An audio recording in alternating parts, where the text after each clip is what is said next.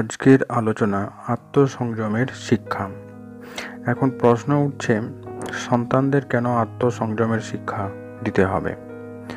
মা বাবারা সকলেই চান তার সন্তান জীবনে সকল ক্ষেত্রে সফল হয়ে উঠুক, তাই তাদের চেষ্টার অন্ত থাকে না। তবুও অনেক সময় তাদের সন্তানরা খুব খারাপভাবে ব্যর্থ হন। কিন্তু এরকম কেন হয়? এটা নিয়ে বিভিন্ন শিক্ষাবিদ, বিভিন্ন মনস্তাত্ত্বিক বিভিন্নভাবে নিরন্তর গবেষণা করে চলেছেন। মনস্তাত্ত্বিকদের এইরকমই এক গবেষণা প্রক্রিয়ার এবং তার ফলাফল নিয়ে আমাদের আজকের আলোচনা। তাতে করে আপনারা বিষয়টা খুব সুন্দরভাবে বুঝতে পারবেন। আপনারা সকলেই ভিডিওটা সম্পূর্ণ দেখুন, তা না হলে গবেষণালব্ধ বিষয়টা আপনাদের অজানা থেকে যাবে। একদিন একটি স্কুলে 7 বছর বয়সের কিছু শিশুর ওপর এই গবেষণা চালানো হয়। ক্লাসে উপস্থিত সমস্ত শিশুর প্রত্যেকটি শিশুকে একটি করে চকলেট দেওয়া হয় এবং চকলেট দেওয়ার সময় বলা হয়, যারা এই চকলেট 20 মিনিট সময়ের মধ্যে না খাবে তাদেরকে আবার 5টা করে বাড়তি চকলেট দেওয়া হবে। এই বলে শিশুদেরকে ক্লাসে একলা ছেড়ে দেওয়া হয়, যাতে তারা নিজেরাই ডিসিশন নিতে পারে। ক্লাসের পর্যবেক্ষক হিসেবে ক্যামেরা রাখা হয় এবং তাদের আচরণ নিরীক্ষণ করা হয়। দেখা যায় ক্লাসে উপস্থিত 30% শিশু 5 থেকে 7 মিনিটের মধ্যে চকলেট খেয়ে ফেলে। তাদের জিজ্ঞাসা করে জানা যায় তারা ভেবেছিল চকলেট আর দেওয়া হবে না। এরপর 7 থেকে 15 মিনিট সময়ের মধ্যে বাকিদের মধ্যে বেশিরভাগই তাদের কাছে থাকা চকলেট খেয়ে ফেলে।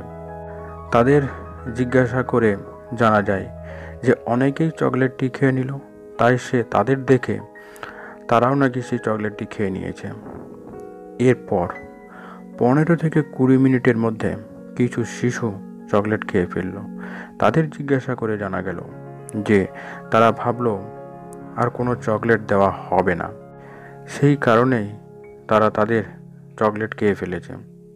20 মিনিট পর এসে দেখা গেল ক্লাসের সমস্ত শিশুর মধ্যে কয়েকজন বাদে সকলেই চকলেট খেয়ে ফেলেছে।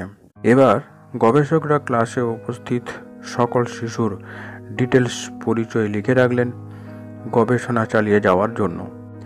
এরপর 25 বছর বাদে সেই সকল শিশুর ঠিকানায় পৌঁছে গেলেন গবেষকের দল। দেখা গেল যে সকল শিশু 20 মিনিটের পরেও সেদিন চকলেট খায়নি, তারা আজ জীবনে চরম খ্যাতিসম্পন্ন সফল ব্যক্তিতে পরিণত হয়েছে, আর বাকিরা জীবনে তেমন কোনো সাফল্য অর্জন করতে পারেনি। অনেকে তো চরম ব্যর্থতার শিকার হয়েছেন। তাই এই গবেষণা থেকে এটাই সিদ্ধান্তে আসা গেছে যে আত্মসংযমী শিশুরা জীবনে সফল হয়। সেই কারণে প্রত্যেক মা বাবার উচিত ছোট থেকে তাদের সন্তানদের আত্মসংযমী হয়ে ওঠার শিক্ষা দেওয়া। আর এই শিক্ষা শিশুকাল থেকে তাদের দেওয়া হলে জীবনে চলার পথে তাদের এগিয়ে যেতে কোনো অসুবিধা হবে না। তাই আপনারা সচেতনতার সঙ্গে আপনার সন্তানের ভবিষ্যৎকে সুনিশ্চিত করতে সক্ষম। সেই কারণে অভিভাবক হিসেবে আপনাদেরই সেই দায়িত্ব নিতে হবে। আজকের ভিডিও এই পর্যন্তই।